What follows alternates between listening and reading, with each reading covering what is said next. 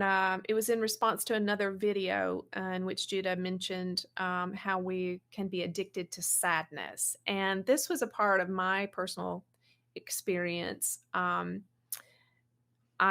found out, as Chuck is a brilliant acupuncturist, as most of you know, and um, I would have these rounds of sadness that didn't seem to have any logical explanation, probably historical stuff, but I had kind of an emotional set point of sadness, like you have a set point on your thermostat.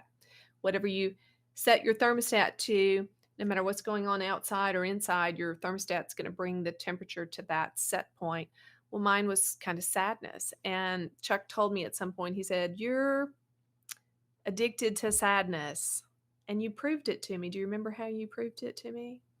No.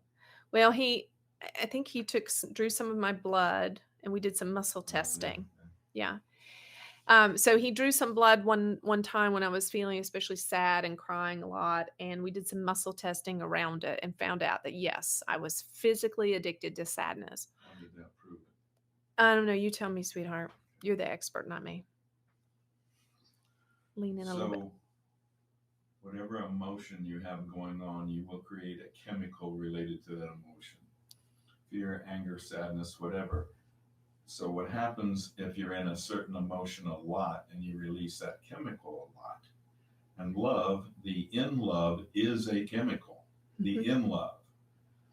It's a chemical that's released. That's why people do things they wouldn't normally do. It's a chemical that eventually will wear off, and hopefully, there's a different type of love, an unconditional love that they move into. But sometimes not, mostly not. So that so what happens? What was how I showed her was because there was the chemical of sadness in her blood. That's what we tested for.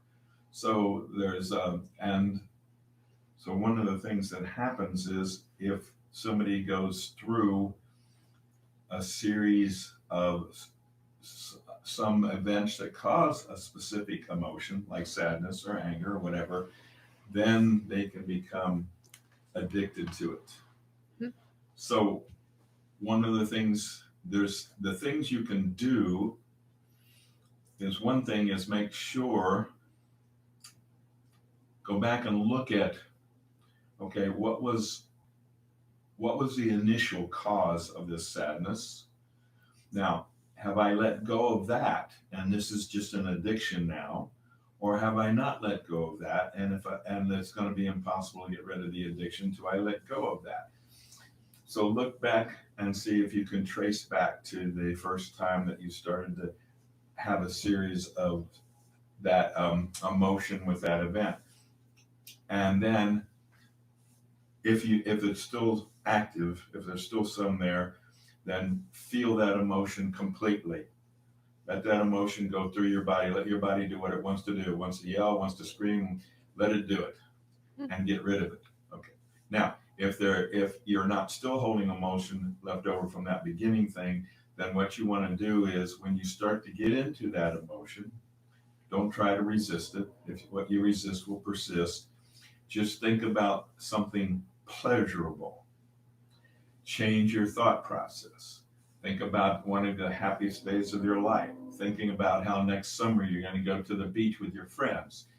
Think about pleasant things so that you can start to release the chemicals that go along with that Mhm. and reprogram your unconscious mind and your mind to release the joyful, loving emotions rather than the I hate to call them negative. There is no such thing as a negative emotion. Anger and fear are necessary. They're thrown. They can. Unfortunately, we've been programmed to be in fear because they can manipulate us with fear. They can use fear to control us. And so, but if you're standing on top of a 50-story building and you start to lean over the edge, you should feel a little fearful. If somebody reaches over and slaps you, you should be angry. Hopefully, the idea is to release that emotion completely right then and not hold on to it. And so if you do that, then you will not get stuck in it. And if you can't, if it's a boss that you're angry at, then you can do things like write them a letter, cuss them out in a letter. And then when you no longer feel angry, if you want, you can have a little ritual. You go out in the yard and set it on fire and let it go, or just wrangle it up and throw it away, or you might even want to send it. But express that emotion completely, and then it does not build up. The reason we're afraid of anger is because we've repressed it, and it's built up and built up and built up and built up, and we're afraid that it's going to take us over. Why does a 14-year-old boy go into school and shoot his classmates? He does not want to do that. No 14-year-old boy wants to do that. It's because he has repressed so much anger.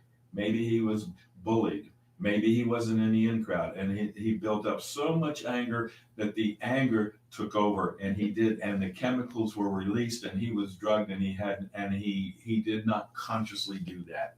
And when they interview people who do horrible things like that, they almost always say, "Oh no, I didn't mean to do that. Yeah. That's not who I am." So when you start to move into sadness, change your thoughts. Your thoughts create your reality. Don't try to repress that emotion. Just change your thoughts to a thought that will create a different emotion. Mm-hmm. Yeah, and I think that's one of the gifts of boredom as well.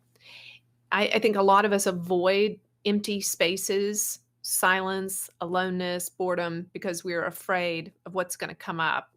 Our ego somehow knows that once we have that space is created, it's not going to be able to repress the old pain and emotions anymore, and they'll come up. And so we avoid that quiet, empty space.